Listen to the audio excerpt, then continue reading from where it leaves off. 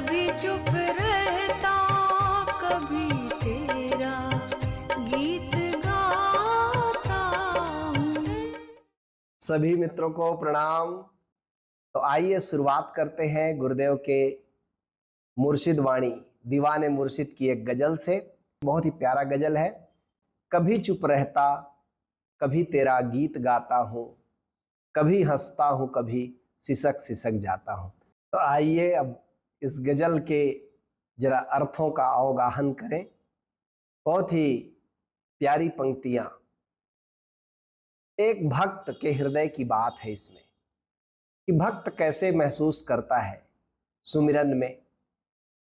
कहते हैं गुरुदेव कि कभी चुप रहता, कभी तेरा गीत गाता हूं, कभी उसके मौन में डूबता हूं, कभी मुखर होकर उसके गीत गाता हूं।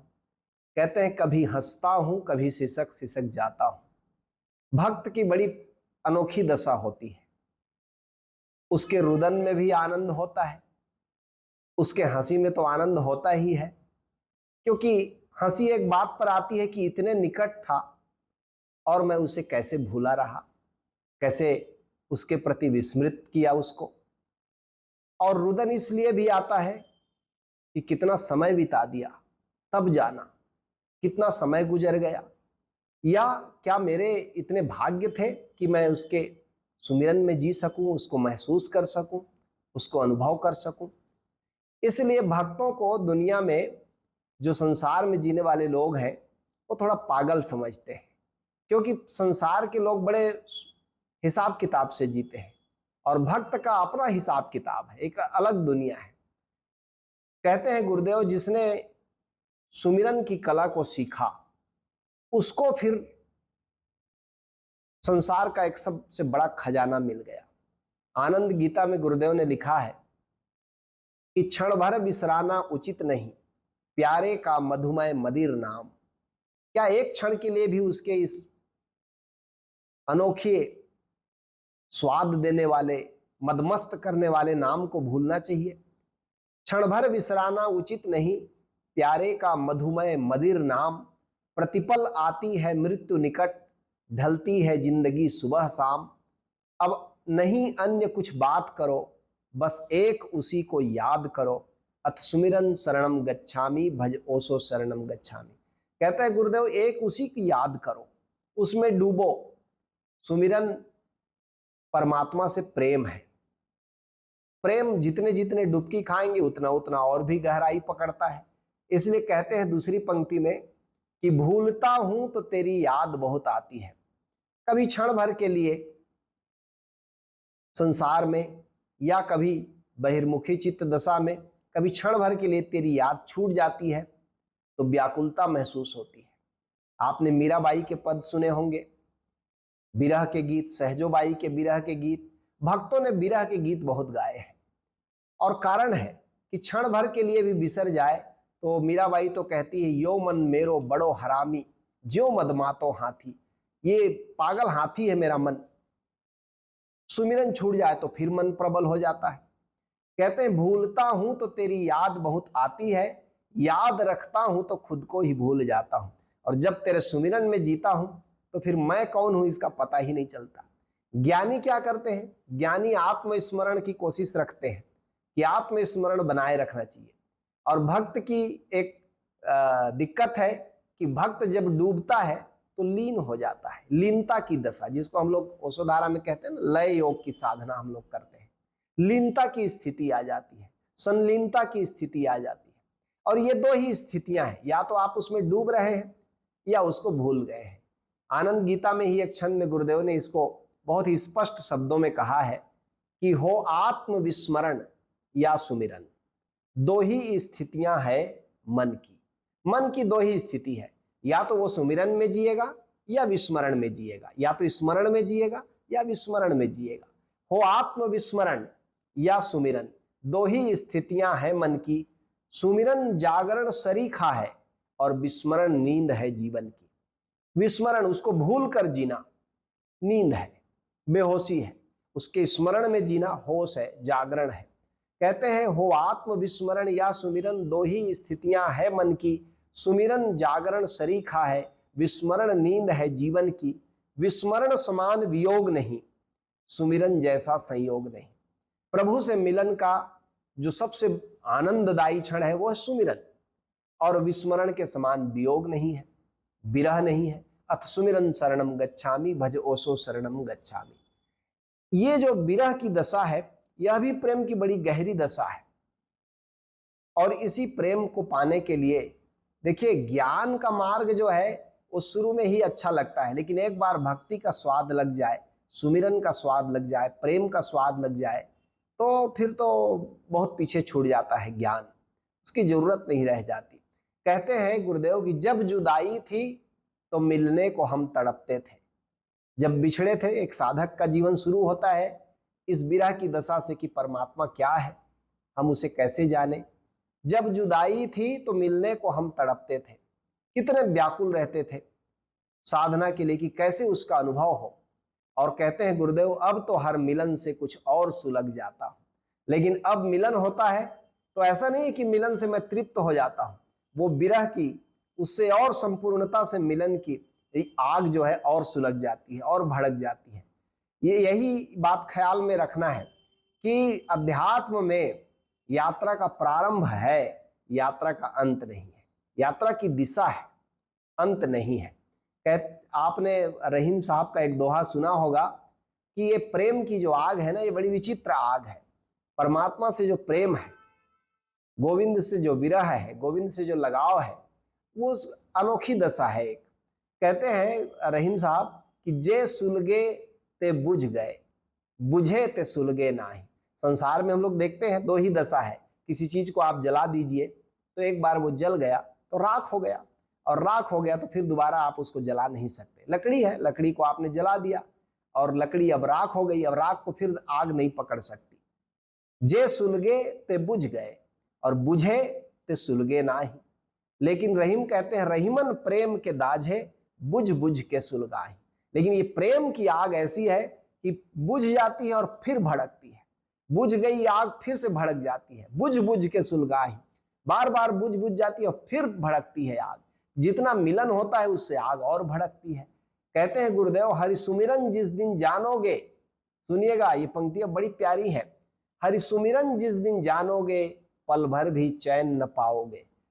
ऐसा नहीं है, लोग क्या सोचते हैं एक बार आध्यात्मिक अनुभव हो जाए तो फिर पैर पसार के सो जाना है। गुरुदेव कहते हैं नहीं, सुमिरन का रस इतना है कि उसकी अतृप्ति बनी ही रहती है। संसार में जिसको हम अतृप्ति कहते हैं वैसी तो नहीं, लेकिन एक और गुणवत्ता भरी अतृप्ति जिसको हम कहें। कहते हैं हरि सुमिरन जिस दिन जानोगे पल भर भी चैन न पाओगे, हरि गाएगा तुम नाचोगे सोते सोते भी जागोगे।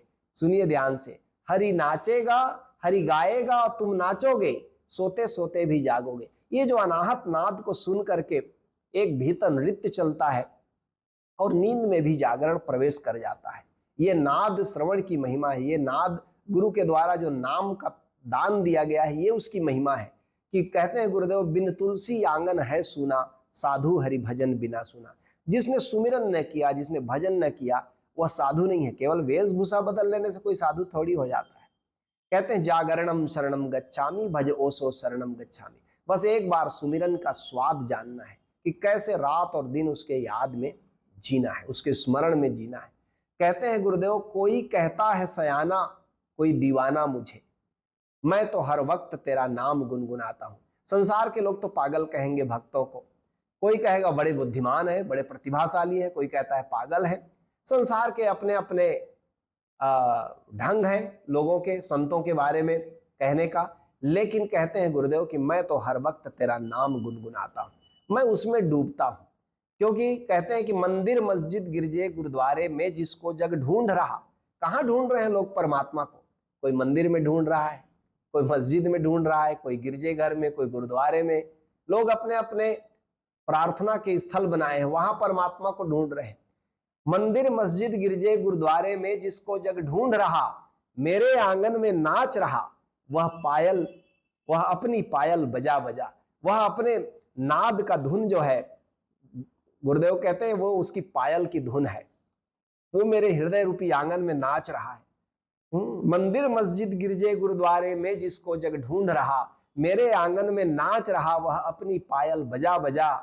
आहा मेरा सौभाग्य देख, जन्मों का संचित भाग्य रेख, सौभाग्यम शरणम गच्छामि भज ओसो शरणम गच्छामि। जिसको परमात्मा की विरह का अनुभव हो शुरू हो गया, उसकी याद में जीना, उसके सुमिरन में जीना, उसके रस में डूबना आ गया, उसके सौभाग्य का क्या कोई और अंत है। और इसीलिए इस संसार में गुरु से बढ़कर कोई नहीं है, क्योंकि गुरु ही पहली दफे सुमिरन की कला में हमें मार्गदर्शन देते हैं, पथ प्रदर्शित करते हैं। गुरुदेव कहते हैं, लोग कहते हैं जिसे जन्म मृत्यु या जीवन, लोग टुकड़े में देखते हैं जिंदगी को, विश्लेषण में करके देखते हैं जिंदगी को। कहते हैं ये जन्म हुआ, ये मृत्यु हो गई, इसका जीवन बीत गया। गुरुदेव कहते हैं ये टुकड़े टुकड़े नहीं है, एक बड़ा सिलसिला है। लोग कहते हैं जिसे जन्म मृत्यु या जीवन, एक महाजिंदगी का टुकड़ा समझ पाता हूं। जीवन क्या है? एक महाजीवन का टुकड़ा है।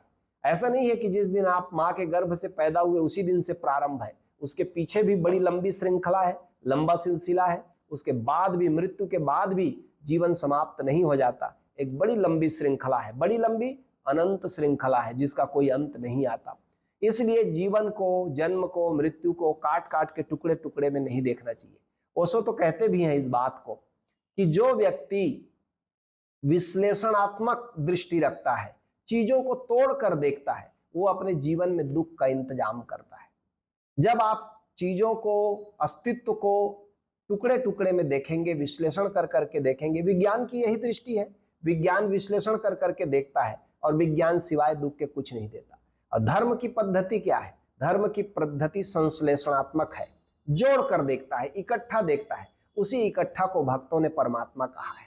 उसी सबके एक रूप को देखना, सब में एक रूप को देखना। नीचे के छंद में गुरुदेव कहते हैं कि मृत्यु है जीवन का पड़ाव, यात्रा तो चलती रहती है, फिर नया जन्म, फिर नई राह, या अकथ कहानी चलती है। ऐसा नहीं कि मृत्यु में सब कुछ समाप्त हो जाता है, ये राह चलता ही रहता है, फिर महाजीवन आ जाता है। इसलिए गुरुदेव ने कहा एक महाजीवन का टुकड़ा है ये जीवन। ऐसा नहीं कि आप इसके पहले नहीं थे, ऐसा नहीं होगा कि इसके बाद आप नहीं होंगे, ये एक बड़ा सिलसिला है। कहते हैं मृत्यु है जीवन का पड़ाव, यात्रा तो चलती रहती है, फिर नया जन्म, फिर नई राह, यह अकथ कहानी चलती है। जो चला गया उसकी खातिर, मत आगे जीवन को कर गाफिल। अपने को मत भूलो, जो चला गया वो कहीं गया नहीं है, वो अस्तित्व में है। अथबोधम शरणम गच्छामि भज ओसो शरणम गच्छामि। और गजल की जो अंतिम पंक्ति है बहुत ही मार्मिक पंक्ति है। कहते हैं गुरुदेव, कामिल मुर्शिद ने दिखाया मुझे जलवा तेरा।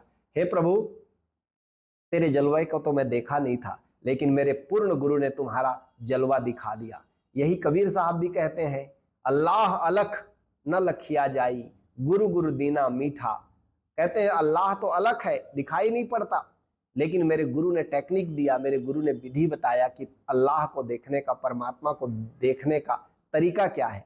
अल्लाह अलख न लखिया जाई, गुरु गुरु दीना मीठा, कहे कबीर मेरी शंका नासी, सरब निरंजन दीठा। अब सब तरफ मुझे वही दिखता है जो आंखों से नजर नहीं आता, अब उसके अलावा मुझे कुछ नजर नहीं आता। कहते कामिल मुर्शिद ने दिखाया मुझे जलवा तेरा, अब तो हर शख्स में तेरा ही नूर पाता हूं। अब तो ऐसा नहीं है जो नामदेव जी कहते हैं ना, सब गोविंद है, सब गोविंद है, गोविंद बिन नहीं कोई, अब उसके अलावा कुछ नहीं है। ओशो कहते हैं ये संसार और परमात्मा दो अलग चीजें नहीं है। विश्लेषणात्मक परक दृष्टि से देखा गया संसार ही परमात्मा ही संसार हो जाता है, और संश्लेषणात्मक दृष्टि से, सम्यक दृष्टि से, समग्र दृष्टि से देखा गया संसार ही परमात्मा है।